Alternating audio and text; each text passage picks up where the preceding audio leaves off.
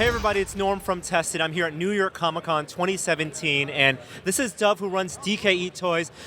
When I saw you guys at Comic Con like years ago, you used to be a distributor, but now what is the scene? What are the toys you have here? Well, we sold the distribution company a few years ago, and I've focused recently on handmade artist resin figures, and their medium of choice is the action figure.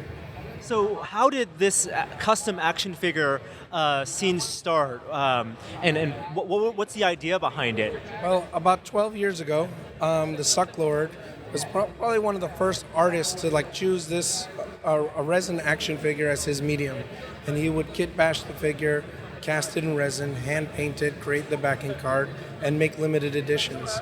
And we have maybe 50 or 75 artists represented here, and they're all kind of the second and third generation that were inspired by him. And so they try and figure out new and creative ways to twist pop culture themes into what they call transformative art. They kind of make it their own and give a twist on it, for the fans. I noticed some of the artists here are people, the artists that people might recognize from designer print scenes, like Scott Campbell, 2D art, and maybe it's their first time or one of the few times they're working in a 3D medium. Do you work with the artists directly or let them have free reign? Most of these artists themselves have their own careers. We don't sell these things online, we only sell them at conventions. But each of these artists themselves have their own web stores and their own art careers.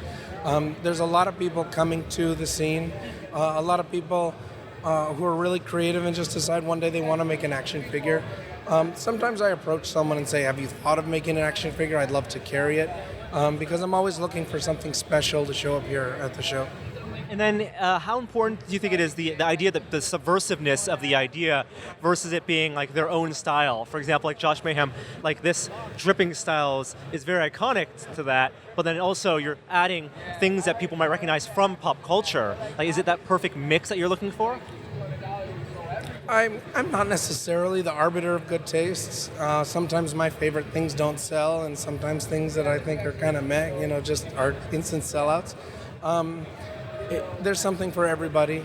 That's just the nature of art. And there are definitely some people who see something that it clicks, and you kind of see their eyes, light up, and they kind of just get the concept. And then there's some people who look at the price point because they are handmade and quite expensive and, walk away. And then other people they don't know what they're doing. They pull out their wallet and they're like, I don't know why I have to have this, but this is amazing. Yeah.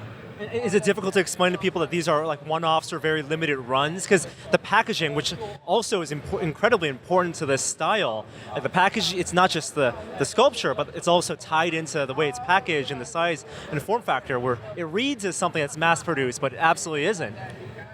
Some are more successful than others. Different artists have access to different kind of technologies.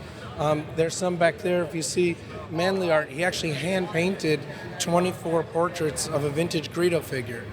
And then you have other ones like Rika, who's a British street artist, where this is hand silkscreened. Each one of these colors is a pass, and then he does the back, and they're signed and numbered. So this guy even makes his own blisters. So everyone's at their own level, and they come to the table with the skills that they have.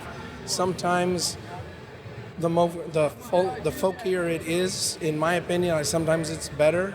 Sometimes it gets too polished, but everyone's got their own opinion. Any interest in the future of collecting all these in some type of book form to archive it? Do you document what comes through DKE? I'm working on it now. It's been in process for years. When it'll happen, I don't know. But it's certainly a goal of mine. I really want to kind of bring this art form to the world. It's amazing. Thank you so much. Thank you for chatting with me. And this is one of those things that you have to go to a convention to really see in person. They're so striking. You don't even, on video, they look incredible. That feeling it, holding it, it's bringing all these things together. Again, thank you, Dov. Thanks for